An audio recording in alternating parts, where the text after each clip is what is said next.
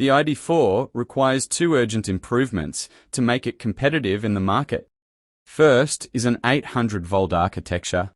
It would be quite easy for them, given that they hold a 5% stake in Xpeng, whose G6 already runs on 800 volts. The current 400-volt architecture is hampering the ID's practicality. It charges at a fairly low speed of 9 kilometers per minute. The Xpeng, of course, charges twice as fast.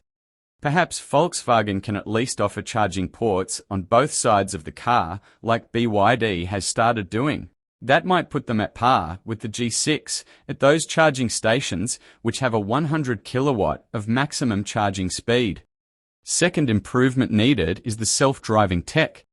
Xpeng has already unveiled the next generation G6, which has dropped its LiDARs for a Tesla rivaling all-vision system. It is worth mentioning here that their earlier system was already one of the best. Now, if the ID.4 was priced under 50,000 Aussie dollars, we could have given them some leeway. But given the ID.4's exorbitant price, it has no excuse for cutting corners by simply shouting out loud about their precious "Made in Germany" tag. When it comes to features, it feels even more shortchanged, especially when compared to the upcoming G6, which has elevated the quality of its interiors to a whole another level. Check out the pinned comment for a detailed comparison of the tech and equipment of both these vehicles. Apart from that, the ID.4 is found lacking in other aspects as well. Starting with the range. It is 26 kilometers less than the similarly priced model of the Xpeng. Even the performance is slightly weaker. It is half a second slower to 100 kph than the G6, not due to a lack of power, but rather due to a higher curb weight than the Xpeng. Even in terms of interior space and boot space, it is marginally worse than the G6.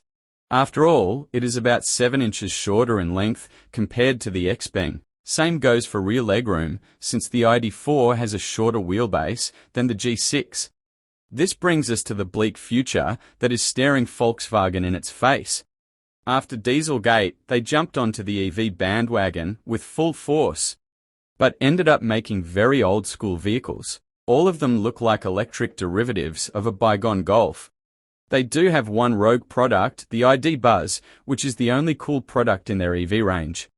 What they could have done is an ID Sirocco, much like Hyundai put their bets on the Ioniq 5. An ID Beetle with compact dimensions of the original, much like Renault has managed with the new Renault 5. Volkswagen has so much history and heritage to lean on. No wonder they are being punished for ignoring it. Thanks a ton for watching till the end. Check out this controversial video that we have published recently. And please type out all your criticisms and disagreements in the comment box below. We absolutely enjoy replying to each and every one of them.